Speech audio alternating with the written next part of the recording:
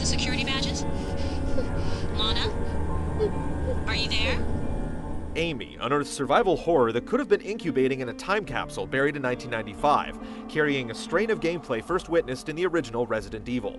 It's an eerily familiar mix of misshapen combat, cringeworthy dialogue, and aloof plot points that once defined a genre that's been refined over the past 15 years. It's the latest thing. It should be even better than the pencils and crayons you had at the Phoenix Center. Starting with little context in a big train crash, you're forced into the world of Amy, the mute, special child you must look after as generic zombies and Fangoria rejects try to dine on your flesh, and overzealous soldiers do their best to shoot you in the face.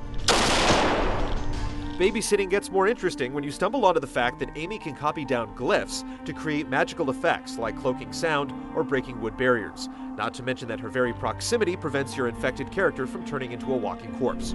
I think we have a few centuries before we'll need to be wearing shorts in December. Separation anxiety is actually scarier than any of the creatures. Sending Amy scurrying down a hole or up an elevator by her lonesome is nerve-wracking as you desperately try to fathom the next crisscrossing puzzle before you expire and get dumped back to the last checkpoint. There aren't very many of these checkpoints, unfortunately, and the distance between them is filled with mechanical strike-and-dodge combat, glacial stealth segments, and sluggish ladder climbing and sidling you'll have to go through again and again. Can you tell me where you are? Give me a clue or something, and I'll give you directions. There are whispers of good intent within Amy, like the possibility of hiding from enemies and the symbiotic relationship with the little ragamuffin, but too much goes wrong. The hand-holding mechanic that allows you to boss Amy around turns her into an uncooperative brat due to a touchy animation set. Other design decisions are simply inane, like the abandonment of weapons and life-saving serum upon a chapter's completion. Screen tearing and a variable frame rate mar the already modest aesthetics, and it's also buggy.